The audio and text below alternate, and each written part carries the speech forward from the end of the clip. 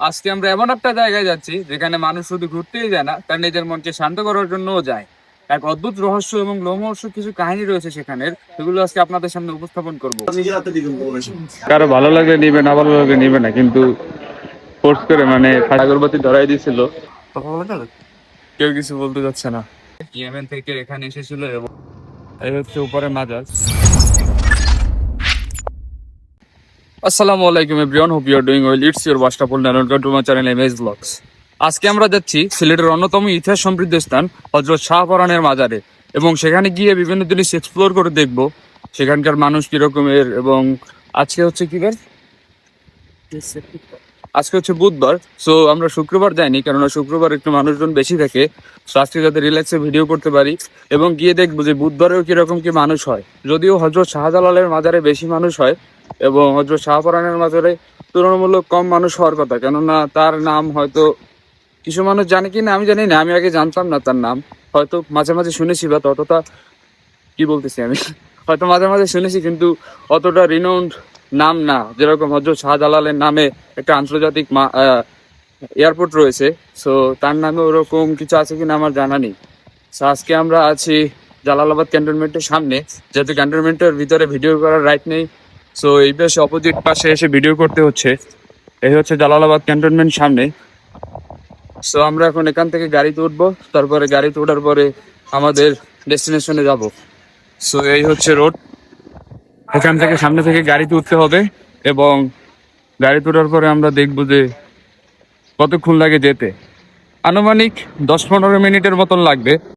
তো আমরা চলে এসেছি মাজারের একটু আগেই, নেমে গেলাম লেগুনা থেকে। এখন এখান থেকে হেঁটে হেঁটে যাচ্ছি, কারণ অনেকের কাছে জিজ্ঞাসা করলাম যে এখান থেকে কীরকম গেলে ভালো হবে। অনেকে সাজেস্ট করলো যে রিক্সায় যান, আবার কেউ কেউ বললো যে হেঁটে হেঁটে গেলে ভালো হবে, কেননা তাহলে আমরা জায়গাটা ঠিকভাবে উপভোগ করতে পারবো যে কীভাবে কি যেতে হয়। যে এখান থেকে 4 থেকে 5 মিনিটের মতন লাগবে নাকি যেতে, যার জন্য আমরা হেঁটে হেঁটেই যাচ্ছি, গাড়িতে আর উঠলাম না। এখন এই পাশে কিছু হোটেল রয়েছে অ্যান্ড এই হচ্ছে রাস্তাঘাট। এই রোডে তেমন একটা ভিড় নেই। শাহজালালের মাজারে আমি এর আগে একবার গিয়েছিলাম, সেখানে ফুল রোড মানে পার্ক করে ভরে রাখা থাকে। যদিও আমি মনে হয় এত শুনে কাছাকাছি তেমন একটা আসি নাই, দ্যাটস ওয়াই এখানে তেমন একটা ভিড় নেই। হয়তো মাজারের সামনে ভিড় থাকবে, কিন্তু শাহজালালের মাজার মানে কমপ্লিটলি ওই জায়গা থেকে গাড়ি গুড়ি সব কিছু পার্ক করা রাখা থাকে দুই পাশেই। আর কি ওখানের গাড়িগুলো পার্ক করা থাকে মাঝখানে। ইনশাল্লাহ ওখানে যাওয়ারও চেষ্টা করবো, এবং তাহলে আপনারা দেখতে পারবেন সব কিছু। তো আমরা যাচ্ছি এদিক থেকে।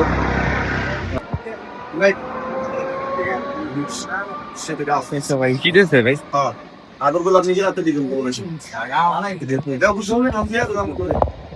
দিয়ে ওনার এইখানে কি গছাই দেওয়ার ট্রাই করতেছে, মানে আগরবাতি, তারপরে গোলাপ জল। কারো ভালো লাগলে নিবে, না ভালো লাগলে নিবে না, কিন্তু ফোর্স করে মানে ফার্স্টে হাতে ধরাই দিয়ে পরে বলতেছে ভাই আমাদের খুশি হয়ে কিছু দিয়ে দেন। মানে সব জায়গাতে একটা পলিটিক্স আর বিজনেস, কি বলবো। আমি ক্যামেরা অন করে নেই, জাস্ট এই জায়গাটা দেখতেছিলাম এবং চারপাশের পরিবেশটা বুঝতেছিলাম যে কিরকমের কি। এর মধ্যে ওকে ওর ওর হাতে গোলাপ জল তারপরে আগরবাতি ধরাই দিছিল। ও আবার মনে করছে ওকে এমনিতেই দিয়ে দিছে। পরে বলতেছে যে আহ আমাদের খুব খুশি হয়ে কিছু টাকা পয়সা দিয়ে যান। এই হচ্ছে মহিলাদের স্থান, এই পাশে না। মাজারে কোন পাশ দিয়ে যেতে হবে সেটাই বুঝতেছি না। আগে কারোর সাথে কথা বলে নেই কোন দিকে কি। তো শাহজালালের মাজার এরকম অনেকটা বড় এরিয়া জুড়ে। এখানে উপরে যেতে হবে, এখান থেকে উপরের দিকে যেতে হবে। জুতা রেখে দিতে হবে।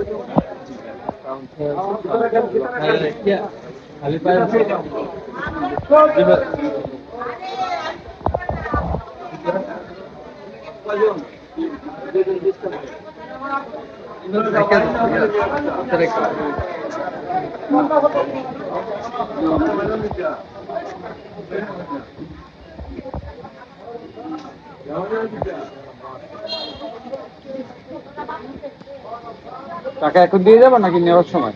না, নেওয়ার সময়। তো এখানে জুতো রাখতে হয়, ভিতরে ঢুকতে হলে। আমার জুতো রাখা শেষ, পার পার্সন 10 টাকা করে দিতে হয়। এই হচ্ছে বট গাছ, আমি যদি ভুল না করি, এবং গাছটা খুবই বড়।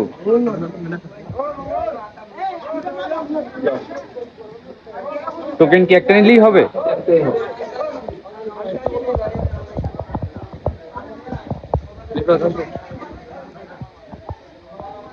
এখান থেকে আমাদের উপরের দিকে যেতে হবে। তো এখানে একটা বিষয় লেখা দেখে খুব ভালো লাগলো, মাজারে সিজা দেওয়া নিষেধ। এ হচ্ছে অনেকের রোজা মুবারক। অনেকেই অনেকেই মাজারে এসে সিজা দেয় এবং মনে করে যে তাদের কাছে চাইলেই পাওয়া যাবে। দেওয়ার মালিক শুধুমাত্র আল্লাহ তাআলা, এছাড়া কারো কোনো ক্ষমতা নেই কোনো কিছু দেওয়ার। আমরা উপরে যাচ্ছি, আস্তে আস্তে কথা বলি, কেননা বুঝতে পারছি না কারণে।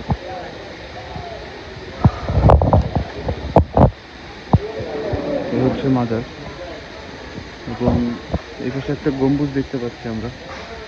মেইন প্লেস এই পাশে। তো আমরা বাম পাশটা একটু ঘুরে দেখি যে কিরকমের কি রয়েছে এখানের ইতিহাস। যদি আমি বলতে যাই তাহলে বলতে হবে হজরত, আবার সেই হজরত শাহজালালের কথা। হজরত শাহপরান তার সাথে একসাথে এসেছিল সিলেটে 1300 শতাব্দীর দিকে, এবং এখানে আসার পরে তারা দুইজনই ইসলাম প্রচারে ব্যস্ত হয়ে পড়ে, যার কারণে তারা বিভিন্ন জায়গায়, এই জায়গাগুলোকে খানকা বা এরকম কিছু একটা বলা হয় আমি যদি ভুল না করি, এবং তারা এখানে ইবাদতের জন্য আসতেন। এই হচ্ছে ব্যাক সাইড, এখান থেকে লক করা, ডান পাশে ঢোকা যায়। তো আমরা ডান পাশের দিকে যাব।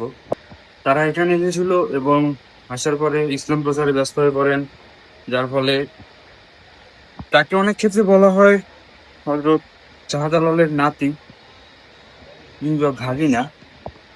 অনেকে অনেক কথা বলেন, কিন্তু সঠিক জানা যায়নি যে তার সাথে আর তার কিসের সম্পর্ক ছিল, কিন্তু আই থিঙ্ক কোন রিলেটিভসই হবেন তার। এবং এইখানে মসজিদ, নামাজ আদায় করা হয় এখানে। ভিতরে যাওয়া যাচ্ছে না কারণ এখন নামাজের সময় নয়। নামাজের সময় হলে হয়তো তারা এটা তুলে দিবেন, যাতে করে এখানে যারা দর্শনার্থীরা আছেন, ট্রাভেলার, তারা সবাই নামাজ আদায় করতে পারেন। এবং এটা খুবই একটা ভালো জায়গা, মনোরম পরিবেশ, ঠান্ডা পরিবেশ, খুবই ভালো লাগছে এই জায়গাটাতে। মেইন স্থানে যাওয়ার আগে এই পাশে আসলাম কারণ না কিছু কথা বলার ছিল এখানের ইতিহাস সমৃদ্ধ সম্পর্কে। দেখি কাউকে পাই কিনা এখানের বিষয়ে কিছু বলার জন্য। আসসালামু আলাইকুম। তো এই হচ্ছে এখানকার পরিবেশ। আশেপাশে অনেক কবরস্থান রয়েছে, এই যে দেখতে পাচ্ছেন এই পাশে একটা কবরস্থান। কেননা মানুষ এই জায়গাগুলোকে অনেক পবিত্র জায়গা হিসেবে মনে করেন, কেননা যেখানে আল্লাহর ইবাদত করা হয় সেখানে যদি আশেপাশে, আমরা সাধারণত অনেকেই মনে করি যে এগুলো জায়গা পবিত্র, আসলে এটা পবিত্র। কেননা মসজিদের পাশে 5 বেলায় আজান দেওয়া হয় এবং আজানের তুমি কতটা শ্রুতিমধুর আমরা হয়তো এখন অনেকে উপলব্ধি করি না, কিন্তু মৃত্যুর পরে আমাদের সকলকে বুঝতে হবে। তো এই জায়গাগুলোর দিকে তাকালে নিজেদের ফিউচারের কথা মনে পড়ে যায়, যে আমাদের সকলকেই এই জায়গায় একদিন যেতে হবে, এবং কি কি কর্মফল ভোগ করব নিজেদের কাজ অনুযায়ী, সেই অনুযায়ী আমরা কতটা প্রস্তুত কবরে যাওয়ার জন্য আই ডোন্ট নো। এইখানে বিভিন্ন ফ্ল্যাগ রয়েছে, কারোর সাথে কথা বলা দরকার, এবং এখানে আল্লাহর লেখা রয়েছে। এই যে এখানে একটা বট গাছ রয়েছে দুটো, এই দুটো বট গাছ কাটা হয়নি। বলা হয়ে থাকে যে হযরত শাহজালাল রহমতুল্লাহ আলাইহি হযরত শাহপরানকে দুটো কবুতর উপহার দিয়েছিলেন তারা আমানত রক্ষা করার জন্য, এবং তিনি সেই দুটো খুব লালন পালন করেছিলেন। সেগুলো এখনো মাঝে মাঝে দেখা যায়, এবং সেগুলি দুটো কবুতর বংশবিস্তার করে এখন অনেকগুলো কবুতর হয়ে গেছে। সেগুলো এখন দেখা যাচ্ছে না যতটুকু আমি জানতে পেরেছি। মাঝে মধ্যে দেখা যায় ধূসর রঙের কবুতরগুলো, কিন্তু আশেপাশে এখন একটাও দেখতে পাচ্ছি না।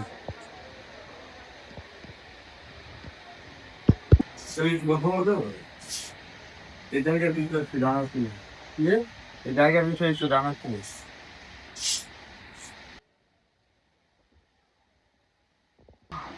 কথা বলা যাবে? তো দেখতেই পেলেন তারা কাজে ব্যস্ত, ব্যবসায় সময় নেই। তো দেখি আমি এখানে আর কাউকে পাই কিনা। তো এখানে একজন ভিখারি বসে আছে, এখন ওনার সাথেই কথা বলতে হবে। ওনার সাথে গিয়ে কথা বলে দেখি যে উনি কি বলেন, এই জায়গার বিষয়ে উনি কিছু জানেন কিনা। যে তারা কাজ করতেছে, সো ডিস্টার্ব না করাই ভালো।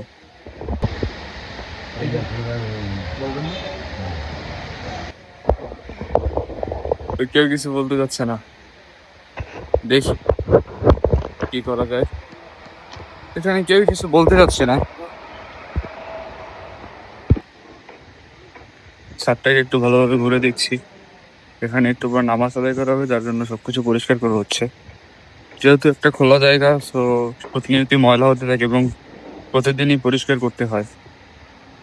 এখান থেকে এই পাশের ভিউ হচ্ছে এরকম, পাশে কিছু বাঁশ গাছ, তারপরে এই হচ্ছে কবরস্থান রয়েছে এখানে।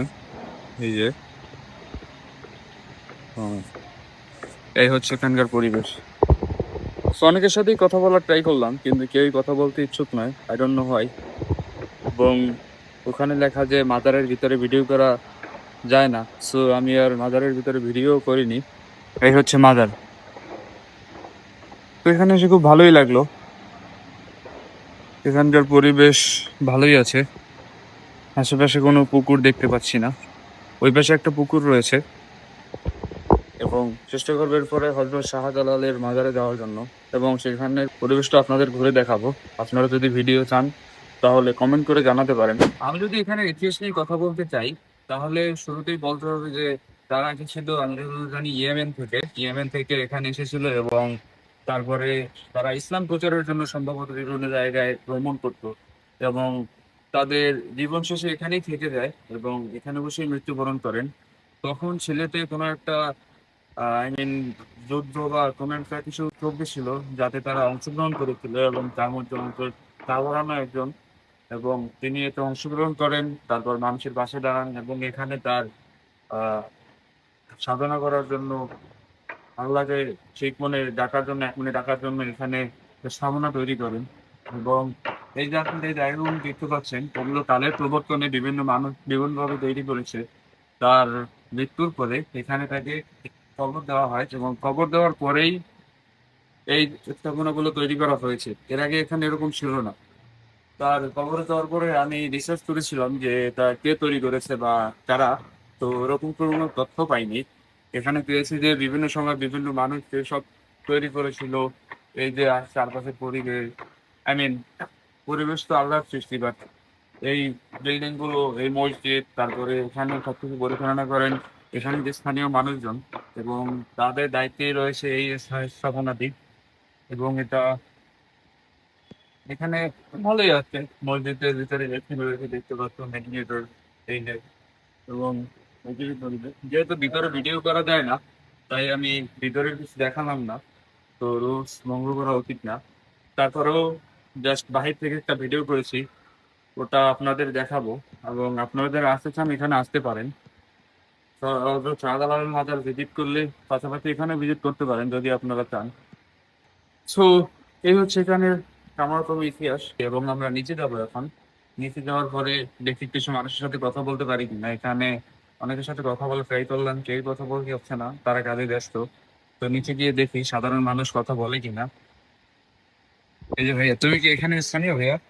ঘুরতে আসছো? এই জায়গার বিষয়ে এমন কিছু জানো? এমন কিছু জানো না? আচ্ছা, ঠিক আছে। এখানে বিভিন্ন রকমের মানুষ রয়েছে এবং দোকানপাট রয়েছে। এই পাশে অনেকগুলো দোকান রয়েছে, এখানে তসবি পাওয়া যায়, তারপরে বিভিন্ন জিনিস রয়েছে। এখন এখানে গিয়ে দেখি কোন জিনিসগুলোর কিরকম কি দাম।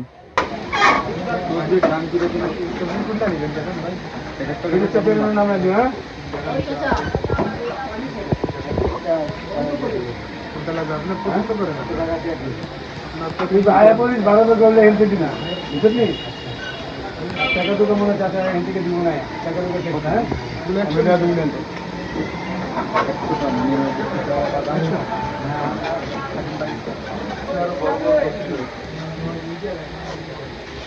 একশো, 1000, তারপর বিভিন্ন বই, সাহিত্যের সম্পর্কে টিকটিকি,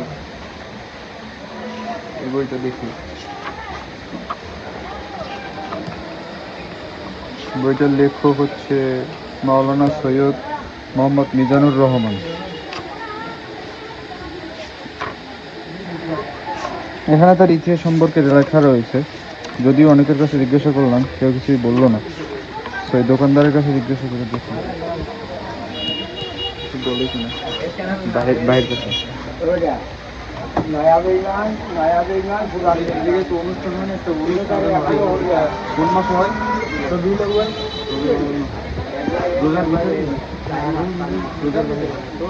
এই রবিউল আরবি মাসের রবিউল আউয়াল, যে কোনো এটার রোজা পড়ক আর এটার বাইরে পড়ক আরবি মাস অনুযায়ী হয়।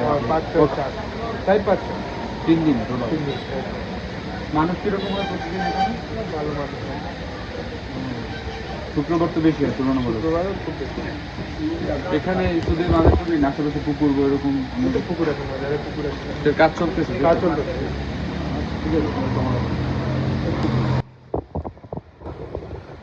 এই হচ্ছে পুকুর এখানের। এই পাশে কিছু হোটেল রয়েছে, তারপরে ওখানে মাদ্রাসা দেখতে পাচ্ছি। এই হচ্ছে মাদ্রাসা। পুকুরের কাজ চলতেছে, কাজটা জিজ্ঞাসা করা হয় নাই, সরকারিভাবে নাকি এখানের মানুষের দানের টাকায়, কেউ মানত করে সেই টাকা দিয়ে দেয়। তারপরে আরো অনেক কিছু রয়েছে, সেগুলোর টাকায় ওরা নাকি, গভর্নমেন্ট প্রবলি এটার দায়িত্ব নেয় না। এখানে উজু করে মানুষজন, গোসল করে। পুকুরের পরিবেশ মোটামুটি ভালো দেখতে পাচ্ছি। এখানে ময়লা টয়লা ফেলা হয়েছে, বিশেষ করে এই যে পট, তারপরে পুকুরটা ঠিকভাবে পরিষ্কার নয়। মনে করি পরিষ্কার টরিষ্কার করে রাখলে ভালো হতো। এখানে আরো একটি দোকান রয়েছে, এখানে বিভিন্ন জিনিসপত্র রয়েছে। এই হচ্ছে বাহির থেকে মাজারের ভিউ, উপরে হচ্ছে মাজার, এবং আপনারা আসবেন এই পাশ দেখে, এই পাশ থেকে এসে সোজা ডান পাশে ঢুকে যেতে হবে।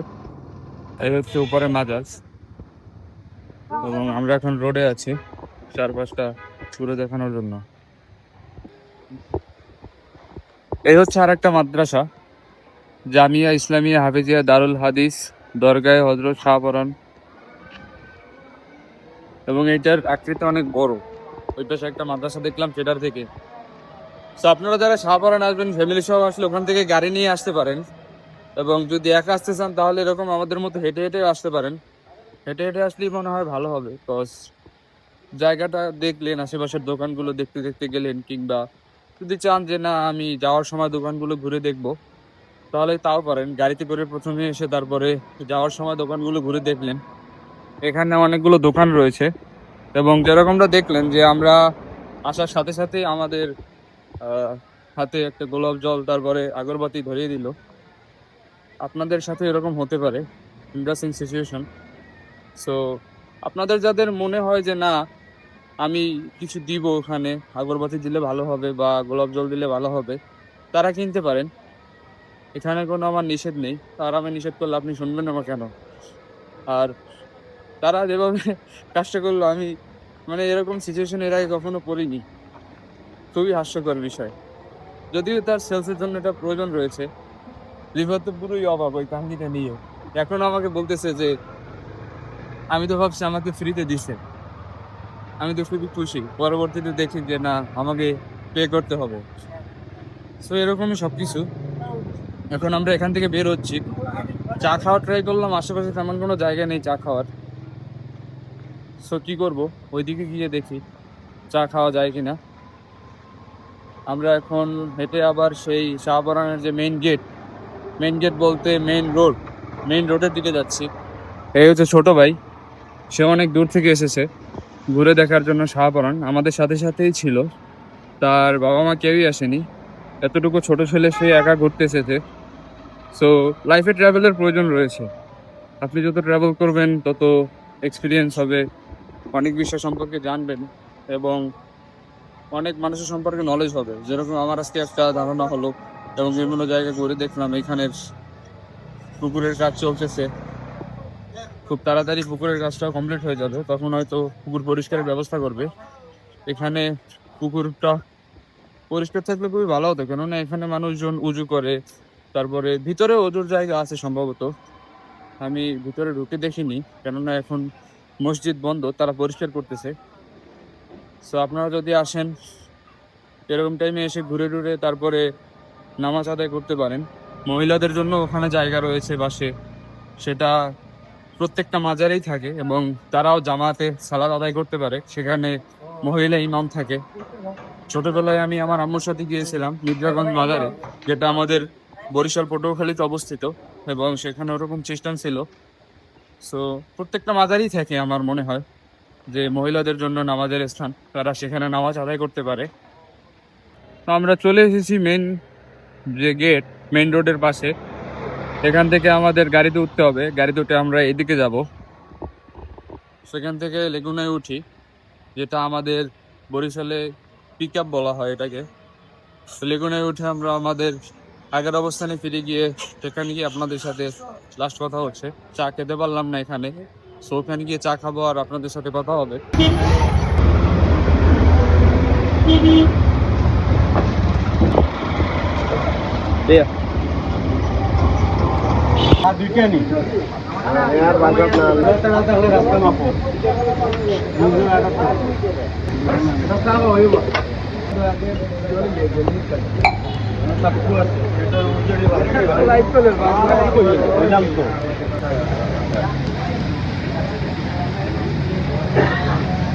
সো আমরা গাড়ি থেকে নেমে এখান থেকে চা খেলাম, যেমনটা আপনারা দেখতে পেলেন। আমার আর রিফাতের দুধ চা ছাড়া ভালোই লাগে না। এই যে রিফাতের এত বললাম যে রংটা খাই না, সে দুধ চা ছাড়া খাবেই না। আমরা দুধ চা খেলাম। So that's all for today. See you in the next video. Till then, keep smiling and be safe. সবাই ভালো আছেন, কেমন আছেন? আছি সবাই লাইক, কমেন্ট, শেয়ার এবং সাবস্ক্রাইব করবেন।